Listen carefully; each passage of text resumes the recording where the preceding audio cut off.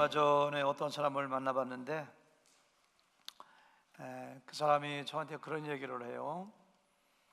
자기는 이 가게를 방문하면서 세일즈를 하는 사람인데 세일즈를 하면서 자기의 은사가 뭔가를 발견했대요.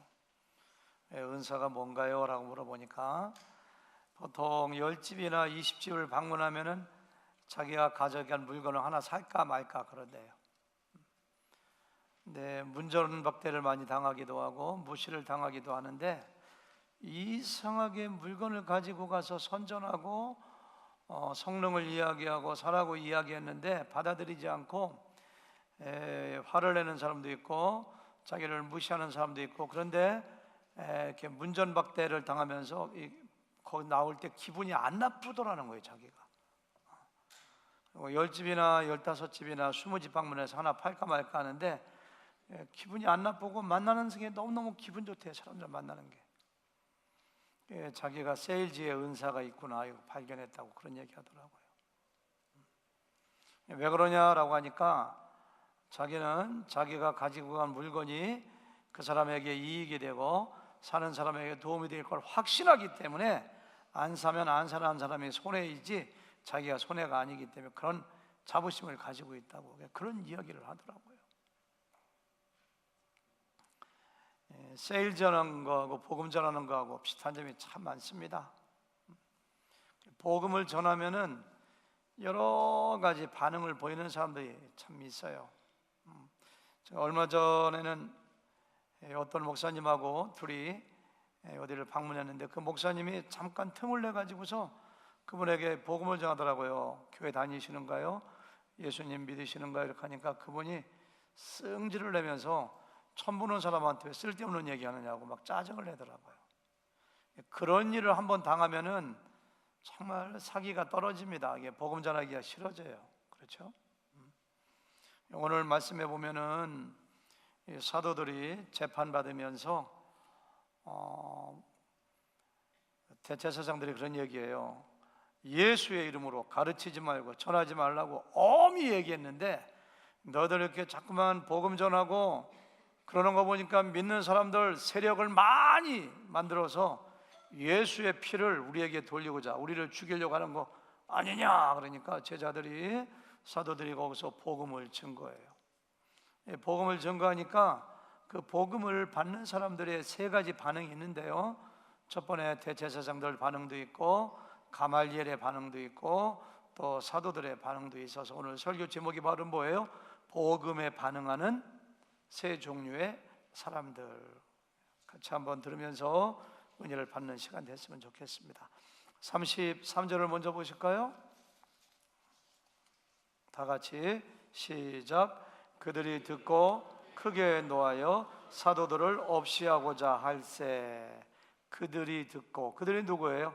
대제사장, 율법의 전문가, 하나님의 전문가, 사람들을 위하여 중보하고 제사 지내고 사람들에게 율법을 가르치는 그들이 듣고 뭐예요?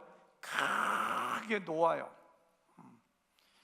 크게 분노하는 사람들을 보면은 얼굴이 빨개지고 인상이 무섭게 변하고 눈꼬리가 올라가고 이성을 잃고 내 대제사장들이 그런 거예요. 그러면서 그 다음은 더 무서워요. 사도들을 없이 하고자 할세. 사도들을 죽여버려야 되겠다 하고서 이때 결심을 하고 그렇게 결정을 하는 거예요. 아니 도대체 무슨 말을 들었길래 자기들을 저주하는 것도 아니고 자기들을 속이는 것도 아니고 자기들을 사랑하는 자기 자녀들을 욕하는 것도 아닌데 무슨 말을 들었길래 크게 노하고 그 말 한 사람들을 죽이려고 하는가. 지난주에 읽어봤습니다만 29절부터 32절까지 보면은 그 사람들이 한 것은 딱 네 가지로 요약됩니다. 첫 번째는 우리가 사람의 말을 듣는 것보다 하나님의 말을 듣는 것이 마땅하도다. 이렇게 당신들 대제사장이고 사내들은 공회이고 당신들 말에 우리가 순종해야 되겠지만 하나님이 더 높으신 분이기 때문에 하나님 말 듣는 것이 마땅하다. 이거 첫 번째 얘기하고요. 두 번째는 당신들이 예수를 십자가에 못 박아 죽였지만 하나님이 살리셨다. 예수님의 부활을 이야기합니다. 세 번째는 하나님이 그를 살리신 것은 당신들로 하여금 회개하고 제사함 받을 기회를 주기 위함이다. 네 번째는 따라서 예수님은 우리의 구원자이고 우리의 왕이시다. 그거 얘기해요. 사도들이 이야기한 것은 한마디로 복음을 전한 거예요. 예수님 죽으셨고 부활하셨고 믿는 자마다 구원받고 예수님은 왕이시고 구원자다. 당신들 믿어라. 그 얘기 전했거든요. 그런데 그렇게 크게 놓여가지고 그 이야기한 사람을 잡아 죽이려고 하는 거예요. 상식적으로 설명이 안 돼요. 나를 욕하고 저주해도 그렇게 죽이려고 하지 않을 텐데 복음이 뭐길래 복음 듣고 그들을 향하여 크게 노하고 죽이려고 하는 거예요. 복음이 그렇게 악한 말인가요? 복음 들어서 안 되는 말인가요? 근데 성경에 보면 참 이상해요. 우리가 오늘 사도행전 5장을 공부하고 있습니다마는 앞에 사도행전 2장에 보면 베드로가 오늘 내용과 똑같은 설교합니다. 사도행전 2장 36절 보니까 너희가 십자가에 못 박으니 예수를 하나님이 주와 그리스도가 되게 하셨느니라. 이렇게 똑같아요. 너희가 예수를 십자가에 못 박았다. 하나님이 살리셨다. 하나님이 우리의 왕과 우리의 구원자가 되게 하셨다. 이는 너희로 하여금 제사함 받고 회개하여 구원받게 하려는 것이다. 복음이에요. 복음. 근데 여기서는 죽이려고 해요. 사도행전 2장에서는 화시로이두, 물론 영어로 얘기한 것이 아니겠습니다만은 우리가 어찌할꼬 그렇게 물어봐요. 그러니까 베드로가 너희가 회개하여 각각 예수 그리스도의 이름으로 침례를 받고 제사함 받으라. 그러면 성령을 선물로 받고 너희가 이 악한 세대에서 구원을 받을 것이다. 그러니까 그들이 회개하고 예수님 믿고 영접하여 그날에 침례받고 구원받는 자가 얼마가 더했다고요? 3천이나 더하더라. 이렇게 3천이나 더하더라. 이상하죠? 똑같은 사람이 똑같은 내용으로 똑같이 예루살렘 사람들에게 복음을 증거했는데 어떤 사람들은 어찌할꼬 하면서 회개하고 구원받았고 어떤 사람들은 죽이려고 대들러요. 사도행전 7장에 보니까 스데반이 똑같은 복음 전했는데 이를 갈며 돌을 던져 스데반을 죽여버려요. 참 이상하죠. 복음이 무엇이길래 복음을 던졌더니 복음을 캐스팅했더니 어떤 사람들은 이를 갈아 돌을 던져 어떤 사람은 죽이려고 해요. 어떤 사람들은 회개하고 예수 믿고 구원받아요. 복음은 참 희한한 겁니다. 지난주 중에 달라스에서 텍사스에 있는 침례교 목사님들, 사모님들 목회 포럼이 있었는데 우리 교회에서 사역하시다가 오스틴 가서 지금 단임 목회를 잘 하시는 윤희원 목사님 내에도 오셨더라고요. 둘째 날 저녁에 저하고 식사를 같이 이렇게 앞에 앉아서 하는데 목사님이 저한테 그런 걸 얘기해요. 목사님 참 목회하다가 별일을 다 경내해요 그러더라고요. 무슨 별일을 겪었길래 얘기 좀 해봐. 그러니까 자기가 지난주에 교회에서 로마서 1장 16절 바울이 한 얘기죠. 내가 복음을 부끄러워하지 않느니 이 복음에는 모든 믿는 자에게 구원을 주시는 하나님의 능력이 됨이라. 그거 가지고 복음에 대하여 설교했는데 성도님들이 은혜를 얼마나 많이 받았겠어요. 설교도 잘하시고 복음에 대한 설교이니까 다른 성도님들 은혜를 다 받는데 어느 한 분이 예배가 끝난 다음에 자기를 찾아와 가지고 막 자기한테 소리를 지르더래요. 어떻게 목사님은 설교할 때 나만 그렇게 겨냥해서 설교하느냐고, 내가 그렇게 만만하냐고. 그러면서 못 들을 말을 들었대요. 들어서 안 될 말을. 목사님이 하는 설교는 사탄의 말이라고 그러더래요. 복음을 전했는데 근데 그분이 평상시에 이상한 분이 아닙니다. 무슨 멘탈 프로블럼이 있는 분이 아니라는 거예요. 평상시에 정상인데, 목사님, 그 제가 그날 너무너무 충격을 받아가지고 예배 끝나고 인도하는 성경 공부 인도할 생각도 안 나서 집에 가려고 했더니만은 은혜 받은 성도님들이 막 설득을 해가지고 자기를 위로하고 달래줘서 간신히 성경 공부 인도하고 집에 갔다고. 목사님, 이런 일을 어떻게 해석해야 되는가요? 저한테 묻더라고요. 마침 제가 이 말씀을 설교하려고 묵상하고 있었거든요. 그래서 이 말씀을 들어가지고, 복음은 하나님의 능력이 있는 것이기 때문에, 복음이 증거되는 곳에서는 사탄과의 영적인 전쟁의 최전선이기 때문에 그런 일이 벌어지는 거라고, 이상하게 생각하지 말라고 하면서 사도행전 이야기해 주니까 아, 그렇군요 하고 이렇게 이해를 하셨어요.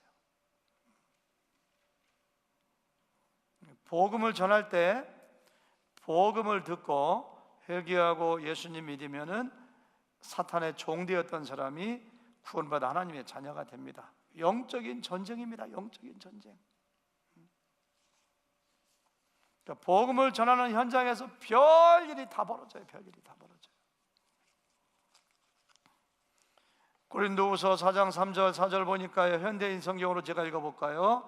만일 우리가 전하는 기쁜 소식이, 아까 어떤 세일즈맨이 자기의 상품이 그 사람에게 복이 되고 너무 좋은 거라고 자부했듯이, 우리가 전하는 복음은 기쁜 소식입니다. 이 소식을 듣고 예수님 영접하면 하나님의 자녀가 됩니다. 영원한 생명을 얻습니다. 기도할 때 응답받습니다. 너무너무 이 좋은 기쁜 소식임에도 모든 사람이 다 받아들이는 거 아닙니다. 그 다음 읽어볼까요? 가려졌다고 해도 그것은 멸망하는 사람들에게 가려진 것입니다. 우리가 복음을 제시하고 복음을 전했을 때 그 사람이 예수님을 믿으면 하나님께서 구원하시기로 작정한 사람입니다. 그러나 돌을 던지고 이를 갈고 복음을 받아들이지 않으면 그 사람은 멸망하는 사람들이라고, 여기 멸망하는 사람들에게 가려진 것이다. 그 이유가 뭔가 읽어볼까요? 이 세상의 신인 사탄이 믿지 않는 사람들의 마음을 어둡게 했기 때문에, 옛날 개역 성경이니까 믿지 않는 사람들의 마음을 어떻게 하겠다고요? 혼미케 해, 혼미케. 그들은 하나님의 모습인 그리스도의 영광에 대한 기쁜 소식의 빛을 볼 수가 없습니다. 따라서 복음 전할 때 혼자 전하는 것보다는 3명, 4명, 2명이 짝지어서 가는 게 좋습니다. 예수님께서도 제자들을 전도로 내보낼 때 2명씩 짝지어 가거든요. 한 사람이 복음 전하면 옆에 있는 2사람, 한 사람은 막 기도와 영적인 싸움이기 때문에, 우리가 복음을 전할 때 악한 사탄도 그 사람 마음 가운데 어두운 마음, 혼미한 마음, 막 의심하는 마음을 막 씨앗을 던지기, 우리가 복음 전할 때 그런 거 많이 느낍니다. 어떤 집에 가서 복음 전하려고 제대로 신방해서 갔더니만은, 아우 목사님, 제가 깜빡이 전에 가게 문 닫고 와야 되겠네 막 불러내기도 하고, 그렇게 전화도 많이 오게 하고, 그런 영적인 최전선이기 때문에 이렇게 현상이 나오는 거예요. 여러분들은 누군가로부터 복음을 처음 들었을 때 어떻게 반응하셨는가요? 우리 안세현 집사님 앞에 앉았으니까 자리세 좀 내셔야 됩니다. 언제부터 예수님 믿으셨는가요? 아내 만나고 얼마 안 되네요. 그러니까 아내가 복음 전해가지고, 아내가 세현 씨 예수님 믿어요, 저같이 교회가 이렇게 했을 때 어떻게 반응을 보였어요? 옆에 있는 걸 확 집어 던졌어요? 아니면은 어떻게 했어요? 아내를 너무너무 사랑하니까 아내가 나한테 설마 해로운 거 전하려 해서 그냥 아멘 어찌할꼬 교회 같이 가, 그러니까 이렇게 따라 나오셨네요. 그렇죠? 아유, 착한 남편이시네요. 책임하자면 큰일 하셨습니다. 김석희 형제님 어떻게 하셨어요? 언제부터 예수님 믿으셨어요? 아이고, 아내들이 훌륭해. 장가들 잘 가셨어요. 박경덕 자매님이 또 얼마나 또 영성이 있어. 그러니까 석희 씨 우리 예수님 믿어야 돼. 그러니까 또 그 처음에 뭐라고 했어요? 아까 2부 예배에 우리 김근중 집사님 물어보니까 아내가 복음 전하는 게 너무 싫어가지고 그냥 자리를 피하기도 하고, 얘기만 하면 뛰쳐나가기도 하고, 3번 전하면 승질을 내고, 그래서 아내한테 물어보니까 14년 동안 남편을 위해서 눈물로 기도하고 복음을 전했더니 이렇게 돌아왔다고 그렇게 하더라고요. 김석 형제님 어떠셨어요? 아무 생각 없이? 김선호 집사님은 뭔가 한마디 했을 것 같아요. 언제부터 예수님 믿었어요?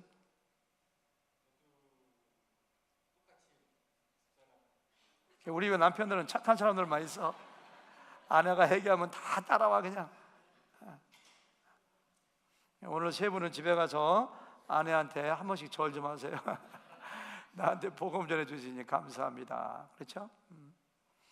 아마 제가 몇 분만 물어봤습니다마는 참 내가 복음을 처음 받아들였을 때 어떻게 했는가. 이 세 분처럼 아무렇게 저항하지 않고 아멘 아무런 생각 없이 따라가지 뭐 믿지 뭐 해서 이렇게 믿은 사람들은 하나님의 은혜를 많이 받은 사람들이에요. 많이 받은 사람들이에요. 우리가 복음 전할 때 나를 욕하고 핍박하고 때리고 그렇게도 실망하지 마시고, 왜? 우리가 가지고 있는 이 상품이 굿뉴스, 그 사람 이거 받아들이면 그 사람 구원받습니다. 하나님의 자녀가 됩니다. 영원히 사는 놀라운 복음이기 때문에 아무리 욕하고 거부해도 계속해서 복음을 증거하기를 바랍니다. 또 여러분, 복음을 받아 예수님 믿었으면은 예수님을 나의 주인, 나의 왕으로, 하나님을 나의 아버지로 영접한 것이기 때문에 예수 믿고 구원받은 이후에도 말씀을 받아들일 때 아멘 이렇게 받아들여야 돼요. 나는 예수님을 믿고 구원받았는데 이상하게 목사님이 말씀을 전하면 속에서 부하가 치밀어 올라. 그런 사람 있으면 손 들어보세요 한번. 하나는 목장에 가서 말씀을 나누고 성경을 공부할 때 그냥 화가 나. 그리고 그냥 이상하게 반항심이 생겨. 이게 잘못된 겁니다. 하나님 말씀을 잘못 전하면 그럴지 모르지만은 그렇지 않고 하나님 말씀을 있는 그대로 전하면은 아멘 이렇게 해야 돼요. 아멘. 꼭 입으로 이야기하지 않더라도 아멘, 하나님 순종하게 했습니다. 이런 자세로 하나님 말씀을 받아야 돼요. 아멘. 네, 감사합니다. 오늘 말씀에 보니까요, 이상한 사람이 등장합니다. 사도들이 전하는 복음을 듣고 나서 돌을 던진 것도 아니고 욕한 것도 아니고 화를 낸 것도 아니고, 그렇다고 우리가 어찌할꼬 내가 믿습니다 이렇게 한 사람, 이상한 반응을 보이는 사람이 있어요. 그의 이름은 다 같이 가말리엘이라고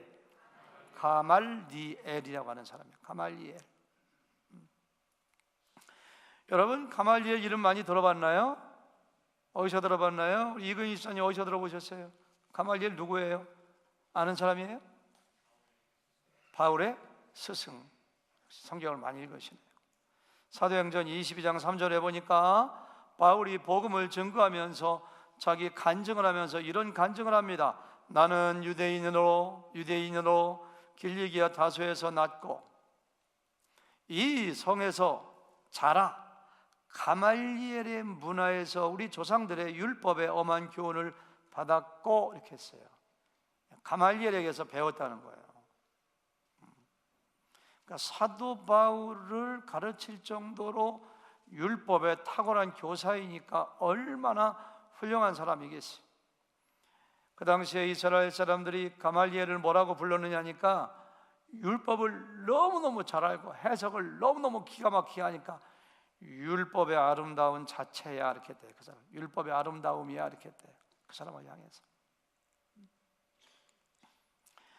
예루살렘이 70년도에 멸망했는데요, 18년 전 62년도에 가말리엘이 죽었는데, 그 사람이 죽었을 때 사람들이 뭐라고 이야기했느냐면은 율법의 영광이 떠났고 율법의 순수함과 거룩함이 죽었도다라고 탄식하면서 슬퍼했다고 해요. 이 사람이 더 유명한 것은 힐렐이라고 하는 사람의 손자입니다.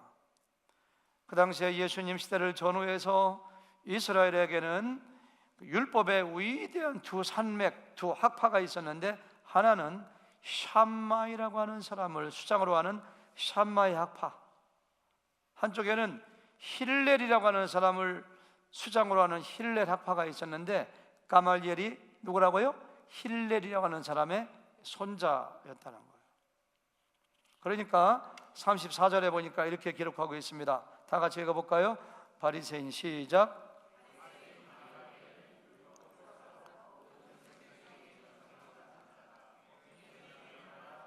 예, 거기까지만.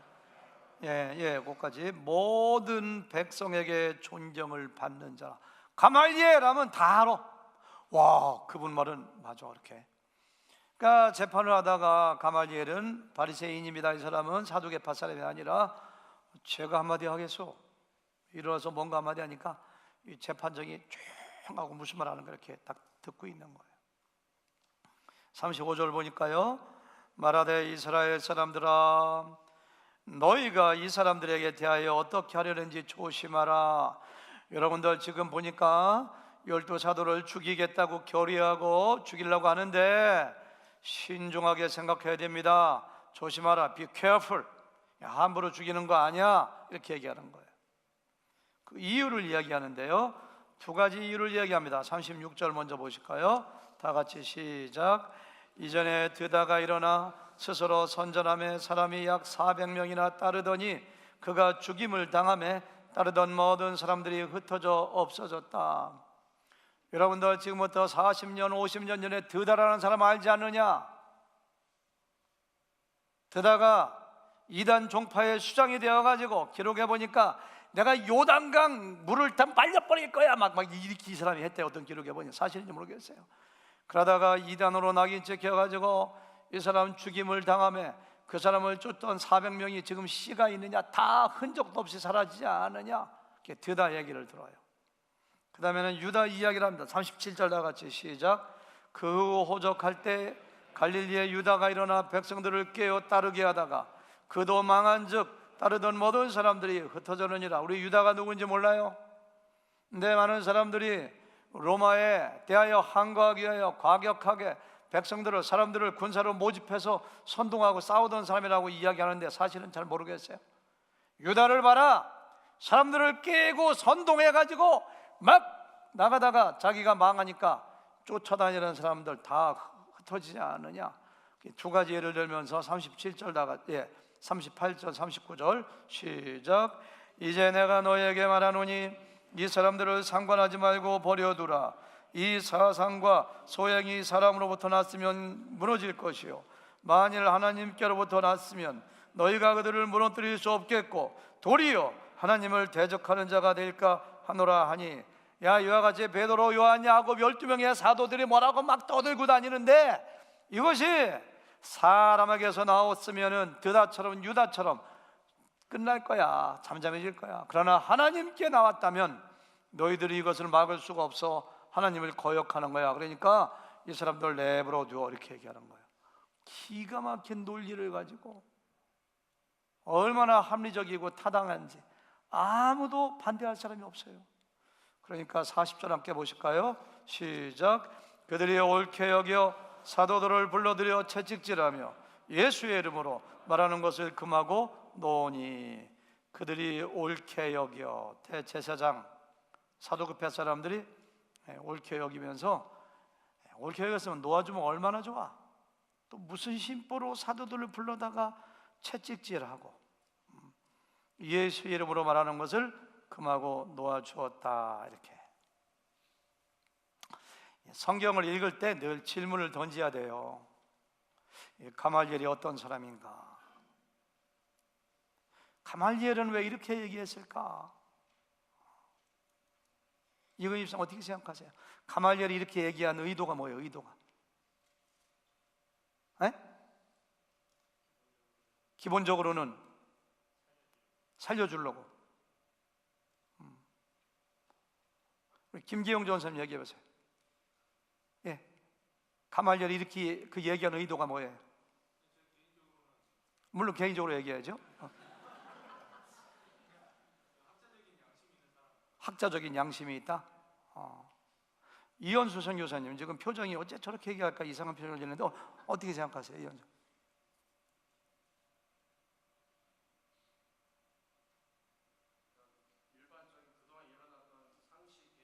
상식에 의거해 상식이라는 말이 나왔네요.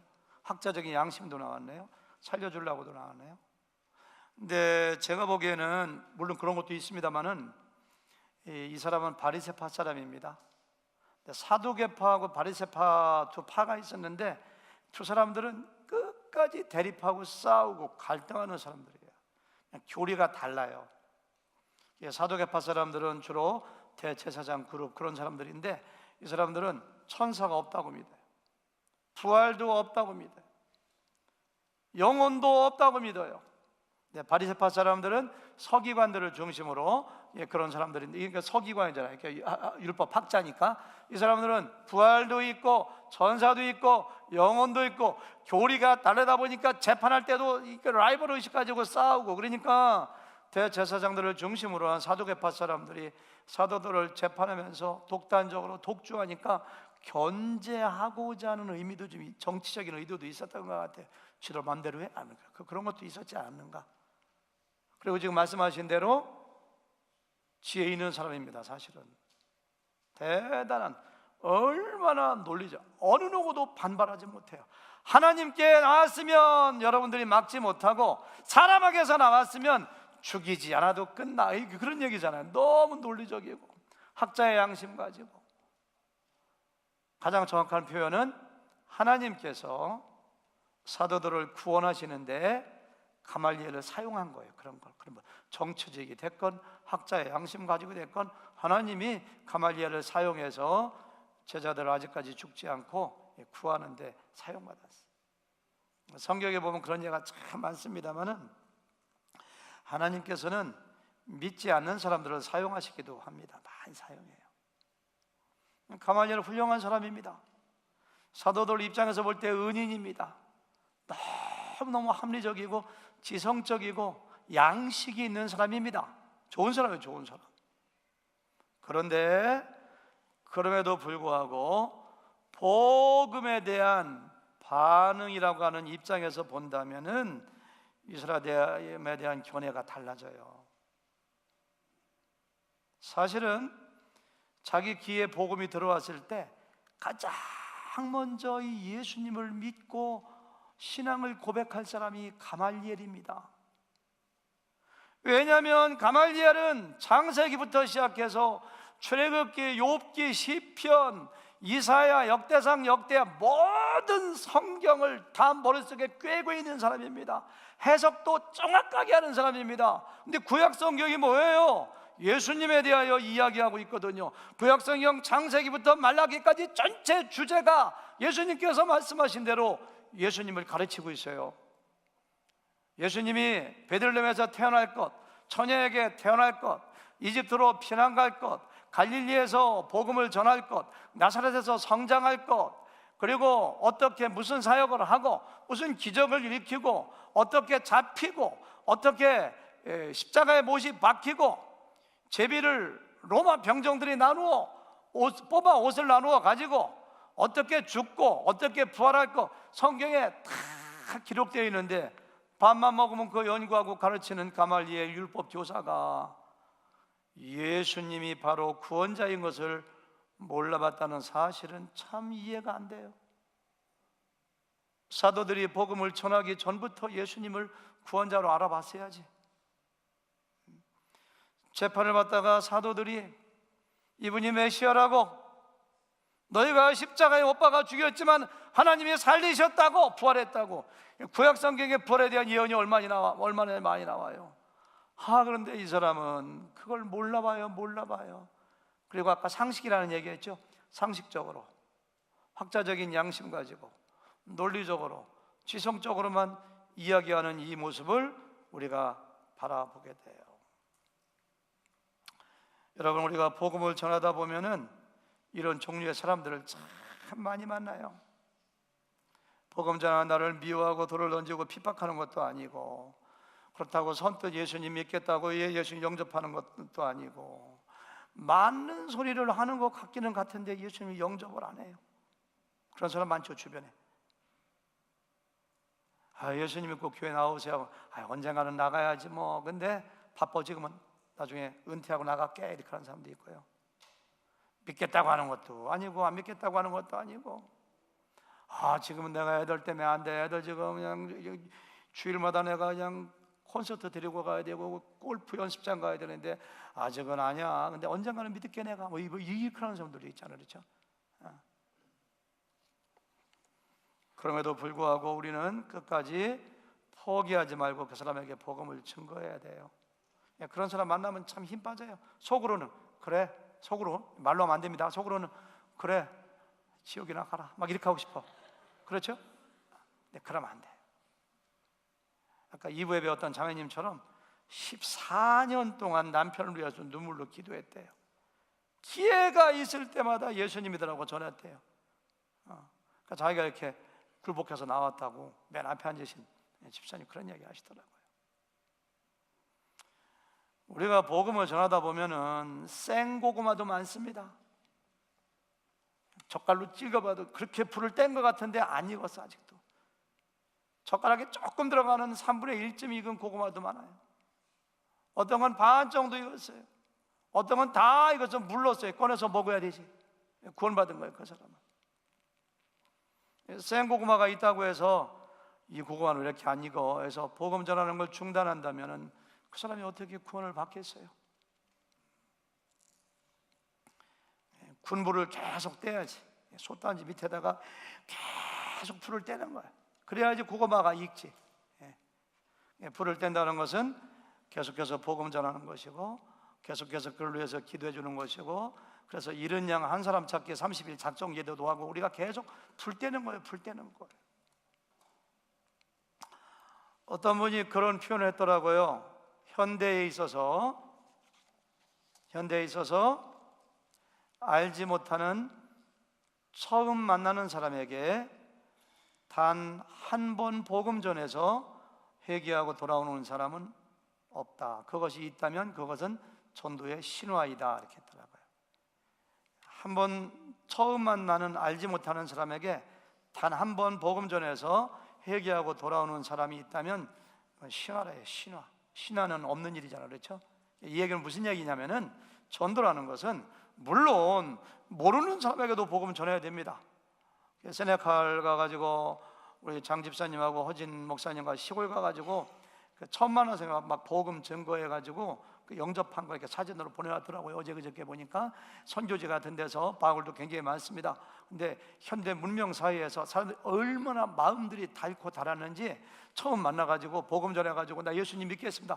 그런 일이 잘 안 일어난다는 거예요. 사실 일어나기는 일어나지만은 뭐예요? 관계 중심 전도.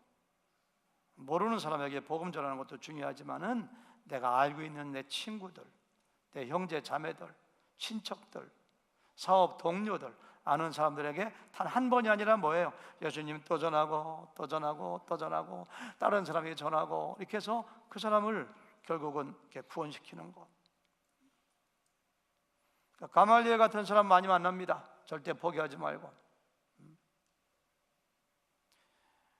제가 이 얘기 했나요? 그 전설에 의하면 그 성경에 나오는 이야기는 아닌데 전설에 의하면 가말리엘이 죽기 전에 예수님 믿고 영접해서 구원받았다고 해요. 구전으로 전해져 내려옵니다. 그 말이 상당히 일리가 있다고 생각해요. 바울이 복음에 대하여 얼마나 열정이 많았는데 자기의 스승을 가만뒀겠어요? 3번씩이나 선교행하면서 언젠가 한 번은 자기의 스승 가말리엘 찾아가가지고 재판받을 이때는 아직까지 바울이 예수님 안 믿었어요. 그때 재판할 때 봤거든요. 12사도. 나중에 보니까 자기의 수제자가 나 예수님 믿는다고 하면서 복음 전하는데 안 믿었겠어요? 저는 믿었을 거라고 생각해요. 여러 사람들의 복음 증거와 기도를 통해서 어느 한 사람이 주님께 들어오는 것을 우리는 가말리엘을 통해서 볼 수가 있습니다.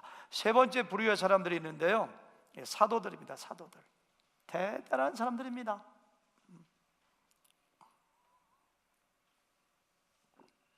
아까 보니까요, 옳게 여겨 사도들을 불러 채찍질했다고 했는데 그냥 채찍질이 뭐 손바닥 밑에 때리거나 이렇게 종아리 때리는 게 아닙니다. 사도 바울이 내가 40에 하나 감한 매를 5번 맞았다. 예수님이 재판받을 때 뼈 조각, 납 조각이 박혀있는 채찍으로 막 사정없이 내려치면은 살점이 떨어져 나가는 그런 채찍을 이 사람들이 맞은 거예요. 제가 한번 그 장면을 생각해 봤어요. 사도들이 한 대요, 두 대요, 20대요. 저도 군대에서 40대까지 매를 맞아봤는데요, 그냥 엉덩이에 여기 피가 날 정도로 39대요 이렇게 맞을 때 사도들이 속으로 뭐라고 생각했을까? 다시는 복음 안 전해. 내가 어쩌다가 예수의 제자가 돼가지고 내 인생을 망치는구나, 내 여기서 죽는구나. 나는 이 하는 일마다 되는 게 없어. 내가 어떻게 예수 따라가면 출세 좀 할 줄 알았더니 내가 이렇게 패가 망신당하는가, 이렇게 생각했을까요? 아니에요. 희한한 거예요. 41절 다 같이 보실까요? 두 가지 반응이 있는데요. 41절 시작. 사도들은 그 이름을 위하여 능욕받는 일에 합당한 자로 여기심을 기뻐하면서 공회 앞을 떠나니라, 이렇게 했어요. 기뻐하면서 떠났어요.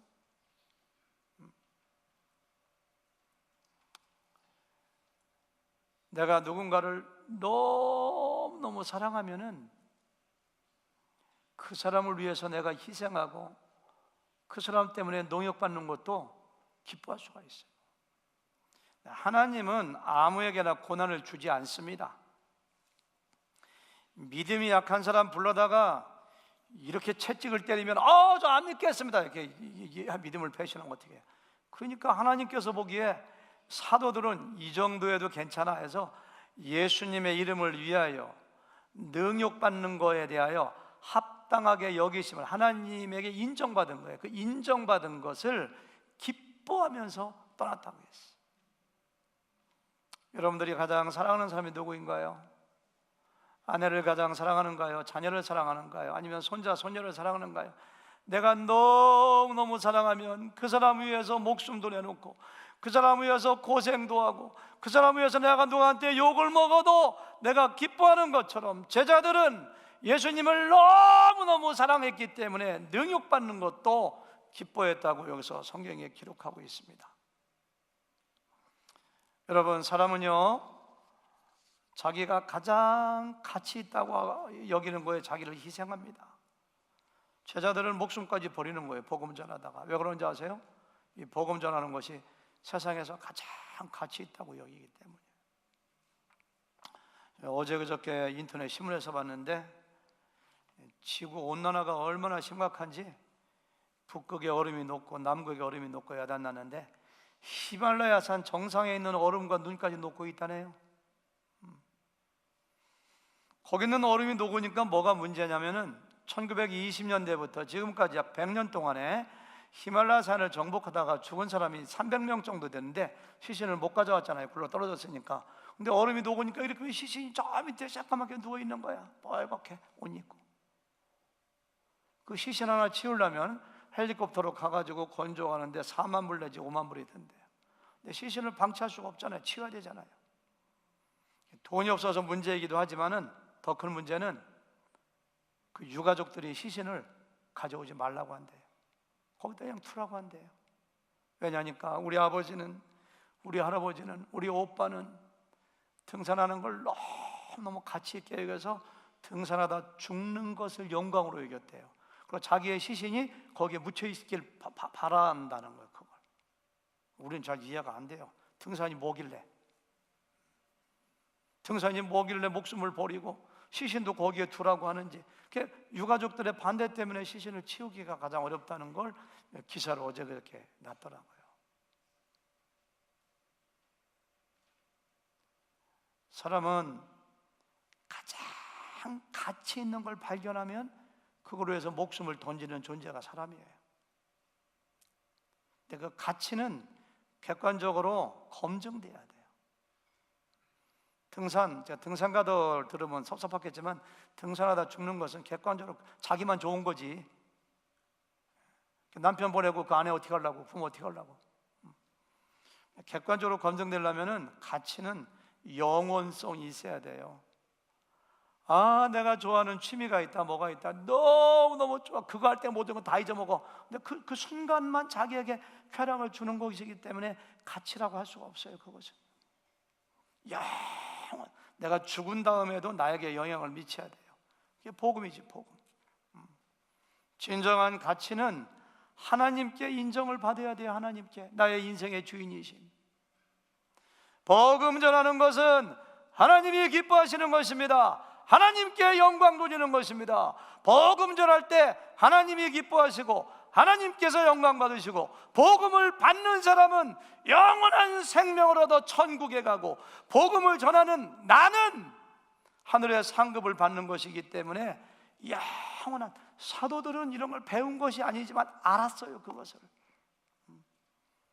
그러니까 예수님의 이름을 위하여 능욕받는 것 기뻐하고 복음 전하는 이런 모습을 볼 수가 있어요. 여러분들, 내 목숨을 버릴 만큼 가치 있는 그 가치를 발견하신 사람들은 인생을 성공한 사람들입니다. 시편에도 나옵니다만 사람들은 헛된 일에 분유하거든요. 헛된 일에 시간을 보내거든요. 근데 사도들처럼 하나님이 기뻐하시고 하나님께 영광이요, 사람들에게 영원한 생명을 주고 나에게 영원한 상급으로 돌아오는 거기에 목숨을 거는 거예요. 목숨을 거는 거예요. 그렇게 아니면 이 사람들을 설명할 수가 없어요. 마지막으로 42절, 이 사람들의 두 번째 반응이 나오는데요. 42절 볼까요? 시작. 그들이 날마다 성전에 있든지 집에 있든지 예수는 그리스도라고. 날마다 집에 있든지 성전에 있든지 뭘 가르쳐요? 예수님은 구원자입니다, 예수님은 그리스도라고 전도하기를 그치지 아니했더라. 그만큼 맞았으면 됐지. 그만큼 감옥에 들라 그랬으면 됐지. 대제사장들 먹고 살아야지. 그만큼 겁먹고 복음 전하지 말라고 사장하는데 좀 들어주면 됐지. 자기가 죽을지도 모르는데. 근데 뭐예요? 날마다 성전에 있든지 집에 있든지 그치지 않았어요. 어떻게 이럴 수가 있는가? 물론 모든 천지의 주인, 하늘과 땅의 모든 권세를 가진 예수님의 명령이기 때문에 그렇게 하지만은 저는 더 깊은 이유가 있다고 생각해요. 왜 그런지 아세요? 구원의 감격과 구원의 은혜를 맛본 사람들이기 때문에. 달라스에도 맛집이 생기면은 한 달도 안 가서 소문이 쫙 퍼지더라고요. 어느 집이 그냥 맛있다 그러면 그냥 한 달도 안 돼가지고, 저에게는 그런 소문이 좀 늦게 오거든요. 어느 성도님이 거기 유명합니다, 가봅시다 해서 가보면 그냥 앉을 자리가 없는 식당이 가끔 생기더라고요. 왜 그런지 아세요? 입소문 때문에. 내가 한번 갔더니만 그냥 그 식당이 얼마나 싸고 양도 많이 주고 맛있는지. 그러면 시키지 않아도 친구들한테 가서 그 집에 가봐. 5명 모일 때도 그 집에 가면 5명한테 퍼져. 5명이 또 가 5명 하면 25명이 돼버려. 그러니까 제일 무서운 게 입소문이에요. 왜? 내가 먹어봤기 때문에. 그 집의 음식이 너무 맛있어. 전하지 말라고 해도 전해요. 제자들의 심령이 지금 그거예요. 예수님 십자가에 죽었을 때 실망했었는데 부활하시더니 우리에게 성령이 오시고 말씀이 깨달아지니까 내가 받은 구원이 얼마나 감격스럽고 소중한 것이. 내가 예수 믿어보니까 너무너무 좋아. 나 혼자만 가지고 있을 수가 없어. 만나는 사람마다 이야기하지 말래도 막 얘기하는 거예요.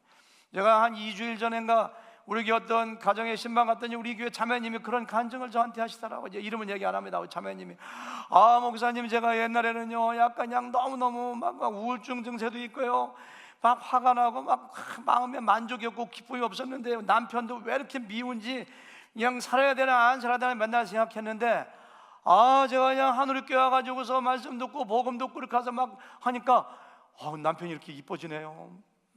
보세요, 남편 얼마나 이쁜가 막 저한테 그러다. 제가 보기에 별로 이쁘지 않은데 그렇게 이쁘다고 하시더라고요. 그리고 제가요 너무너무 보는 사람마다 계속 얘기합니다. 정말 전도 굉장히 열심히 하고 참 귀한 자매님인데 그렇게 하더라고요. 자기가 와서 맛보니까. 전도는 사명으로 하는 것이지만 사명 이전에 나를 살리신 복음이 얼마나 귀한 것이고 나를 어떻게 변화시켰고 그걸 깨달아야 돼요. 나에게 만약에 복음이 없었다면 내가 지금 캄캄한 어둠 가운데 헛된 거 위하여 암흑 가운데 살아가는 나를 생각하면 아찔해. 우리는 소망이 있잖아요. 천국에 가는 소망이 있잖아요. 이 복음이 너무 나를 살렸어. 복음이 나에게 평안을 줬어, 나에게 기쁨을 줬어. 그러니까 전하지 않고 견딜 수가 없는 거야. 사명도 사명. 그냥 만나는 사람마다 전하는 거야. 우리가 어릴 때 50년대 60년대에는 왜 이렇게 거지들이 많았는지 동네마다 그냥 6.25 끝난 직후라 팔 없는 사람, 다리 없는 사람 그냥 갈구려가지고 우리 대문 팍팍 찍으면서 막 쌀 달라고 하고, 성한 사람들도 거지가 많고, 거지가 더 부자예요. 자루에 보면 쌀이 한 마씩이나 찍고 다녀, 어떨 때 보면. 근데 거지들이 다리 밑에 모여 살잖아요. 살 데가 없으니까. 거지들 사이도 전도를 합니다. 저 어떤 동네 가보니까 쌀을 많이 줘, 거지 가봐. 그럼 그 거지 가는 거야. 내가 소문 들었는데 정월 초하룻날 그 집에 잔치가 있어, 거기 가봐. 그러면 거지들이 떼거리로 몰려와서 그냥 국수 먹고 가잖아요. 이것이 바로 열왕기에 7장 나오는 거 아니에요? 4명의 문둥병자가 아람 군대가 물러간 자리에 금과 은과 의복을 감추고 먹고 왔다가 와 너무 좋다.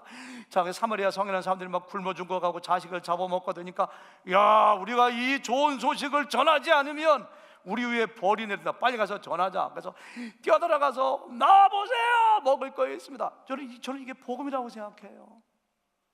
여러분들이 정말로 구원받으셨는가요? 구원받은 게 그렇게 좋은가요? 복음이 정말로 귀한 건가요? 예수님 믿으면 멸망하지 않고 천국 가는 걸 믿으시는가요?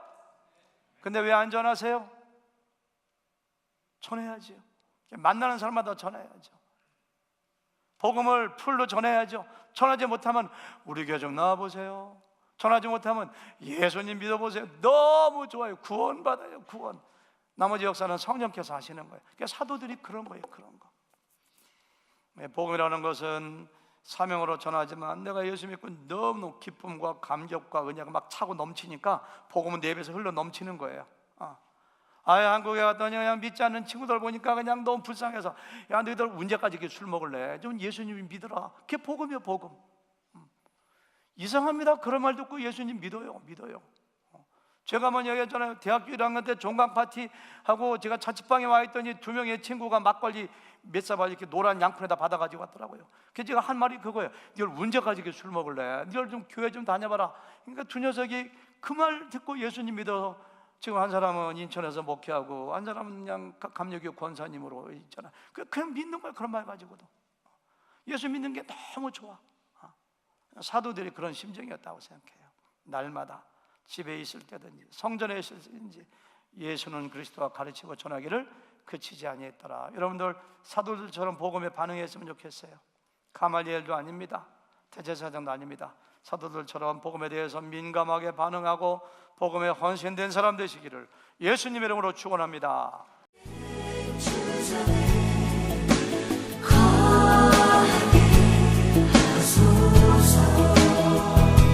주의